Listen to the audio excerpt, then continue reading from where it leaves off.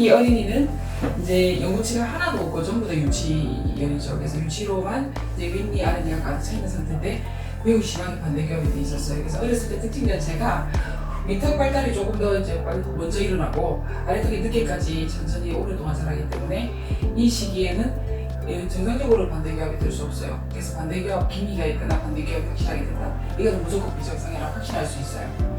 그래서 이제 어머니께서 데리고 오셨고 이제 붙이기도 하고 뺐다 뺐다 하는 정지도 있고 그래서 치료를 했습니다. 그래서 너무 어려서 처음에는 이 교정 치료가 어느 정도 이제 진행된 내면 장치를 끼고 있는 시간, 그 다음에 이제 정기적으로 병원에서 검진도 받고 치료 체크도 하고 어쨌든 뭔가를 조정을 해야 되는 그런 상황인데 이 친구가 그거를 할 수 있을지 그게 가장 큰 과제였고 실제로 어려움을 조금 겪긴 했었어요. 그렇지만 이제 어머니께서 협조를 잘 해주시고 그다음 우리 직원들이 워낙 협조를 잘 해줘서 올 때마다 즐겁게 치료를 했었어요. 근데 이제 지금 현재로 보면은 지금도 이제 유치열이 그대로 있는 거 마찬가지인데 영구치열이 이제 나기 전에 지금 이제 유치열 상태에서 이렇게 되어 있던 반대교합이 정상교합으로 지금 바뀐 상태입니다. 그래서 본인이 일단 첫 번째로 본인이 너무 좋아요라고 얘기를 하진 않지만 보기에도 너무나 편하고 그다음에 씹는 기능을 할 때도 훨씬 더 편하고 잘 씹을 수 있고 그렇습니다. 그래서 이 친구 같은 경우 예를 들어서 유치열이고 영구치열이 하나도 안 나기 때문에 반대교합이 있다 하더라도 이걸 그대로 지켜보고 있으면 뭐 영구치열이 나면서 좋아지지 않을까 이렇게 생각할 수도 있잖아요. 근데 그 부분이 그렇지 않습니다. 아까 처음에 말씀드린 것처럼 유치열 때 반대교합은 매우 심각한 상태다.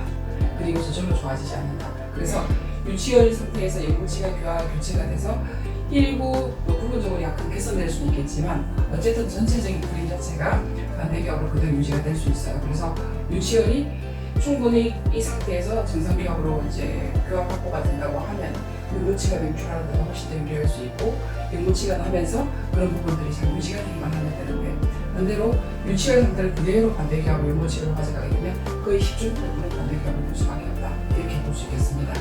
유치열일 때 반대교합이면 이제 영구치가 올라오면서 조금 더 개선이 되지 않을까, 반대교합이 저절로 없어지지 않을까 이렇게 기대할 수도 있겠습니다. 그런데 실제로는 그걸 기대하기 어려워요.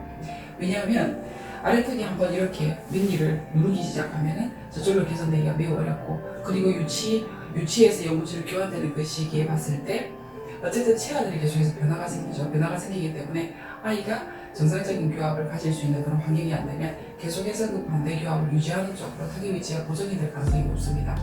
그래서 일단 그렇고 그리고 이제 이렇게 되어 있는 반대 교합으로 인해서 위턱뼈 자체의 성장이 어쨌든 억제가 되는 쪽으로 환경이 형성되기 때문에 무조건 불리하다 이렇게 보시면 돼요. 그래서 어렸을 때는 어쨌든 위턱이 폭격으로 확장이 되고 전공학적으로 충분히 성장할 수 있게 환경을 확보를 해줘야 되고 그래야지만 반대 교합의 성장 이후에도 발생하지 않는다 이렇게 볼 수 있겠어요.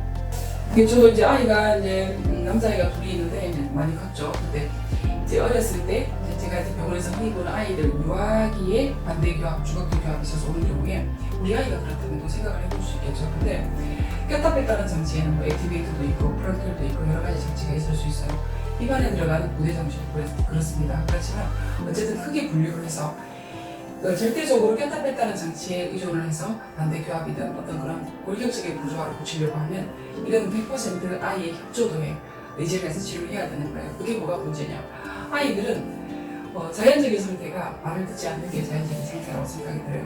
본인이 뭔가를 했을 때, 뭔가를 착용을 했을 때 그게 불편하고 거추장스럽고 심지어는 아프기까지 하다면 그거는 기대를 충분히 낄 수 있다라고 기대를 할 수가 없는 그런 상황이 될 수밖에 없습니다. 그런데도 계속해서 껴야 된다 하고 엄마랑 다툼이 생기고 분쟁이 생기고 그러면서 느끼는 시간 충분하지 않고 그렇게 된다면 결국에는 고생은 고생대로 하고 아이는 힘들고 엄마는 지치고 효과는 볼 수 없는 그런 경우가 매우 가능성이 높습니다. 그리고 이제 프랑킬이든 뭐 액티베이터든 그 반대교합, 부정교합을 이제 그 중극적 교합을 개선하기 위해서 깬 그 장치가 몇 시간만 개선을 되지 않아요. 하루 종일 껴야 돼요. 그러면 이 아이가 그래도 유치원생이든 초등학생이든 어쨌든 사회생활을 하고 있는데 그 상황에서 24시간, 뭐 20시간에 가깝게 낮에도 끼고 밤에도 낀다는 건 그거는 기대하기가 어렵습니다. 저는 그 아이를 고문하는 장치가 될 수 있다 이렇게 생각이 들어요. 반대로 우리 병원에서 쓰고 있는 것처럼 구내 확장 장치를 끼우는 경우는 일단은 고정식으로 들어가기 때문에 위쪽에 부착이 되고 부착된 상태는 어쨌든 유지가 되는 거죠. 그래서 아이가 입안의 장치가 항상 있기 때문에 더 불편하지 않을까, 밥 먹을 때 더 불편하지 않을까 이렇게 우려할 수 있지만 적응이 되면 훨씬 더 편해져요. 그리고 아이가 그거를 계산해 다 필요도 없고 조금 지나고 나면 자기 치아나 어떤 구강 조직의 일부분으로 받아들일 수 있기 때문에 그거는 크게 문제가 없습니다. 그리고 또 추가적으로 페이스 마스크를 껴야 되는 그런 경우가 많이 있죠. 페이스 마스크를 껴야 될 때도 사실은 이게 낮 시간에 페이스 마스크를 충분히 껴야 된다. 학교로 가야 된다. 페이스 마스크를 끼고 학교로 가야 되고 유치원을 가야 된다고. 이거는 또 역시 효과를 기대하기 어려워요. 보기가 싫잖아요. 그리고 아이들이 놀릴 수 있고 너무너무 불편해요. 그리고 밥 먹을 때는 빼야 되는 거예요. 어쨌든. 그러면 이제 빼놓고 밥 먹고 나서 까먹고 안 낄 수도 있어요. 그럼 효과가 없어지는 거죠. 그렇지만 페이스 마스크는 확장장치가 이제 부착이 되어 있고 고정석으로 부착이 되어 있고 24시간 작동을 하고 있다고 이제 볼 수 있겠죠. 거기다가 추가적으로 페이스 마스크를 껴서 이제 그 위에 상하골을 전방으로 확장을 시키고 성장을 촉진시키는 쪽으로 기능을 하기 때문에 요거는 시간이 하루 종일 필요가 없어요. 그래서 주로 끼는 시간 자체가 저희가 이제 그 보내드리는 시간 자체가 10시간에서 12시간. 그러면 잘 때만 껴도 충분하겠죠, 어린이들아. 그래서 저녁을 먹고 나서 뭐 간식도 먹고 그다음 이를 닦을 거죠. 그 다음부터 껴서 아침에 쭉 자고 일어날 때까지 입안에 이제 얼굴에 붙어 있겠죠. 그렇게 하고 아침에 일어나서 밥 먹기 직전에 빼면 돼요. 그리고 학교 갈 때는 장치가 아무것도 남들에게 보이는 부분, 노출되는 부분에는 장치가 없기 때문에 전혀 문제가 안 돼요. 사회생활 할 때도. 그래서 훨씬 더 효과적이고 그리고 협조도 좋을 수밖에 없고 그리고 아이들도 편하고 윈윈, 아이도 윈이고 엄마도 윈입니다. 그런 장치라고 생각합니다. 차이점은 그 프랑케일 장치나 액티베이터 같이 이제 기능성 장치를 이제 그 작동을 이것도 매우 훌륭한 장치입니다. 유럽에서 많이 쓰고 있고 예방적으로 매우 이제 평가가 좋을 수밖에 없는 그런 장치입니다. 근데 이 장치는 어쨌든 우리가 이제 구강 조직은 경조직이죠. 뼈나 치아 경조직이고 얼굴 조직은 선이기 때문에 연조직이죠. 그러면 기본적으로 치아를 움직이는 그런 기능도 저희가 삭제를 해서 조절해서 이제 그걸 첨부를 시킬 수 있겠지만 기본적으로는 앞골의 위치, 특히 하골의 위치 그리고 이 앞골의 성장, 정상적인 성장을 방해하는 연조직의 힘을 제거하는 그런 장치라고 보시면 돼요.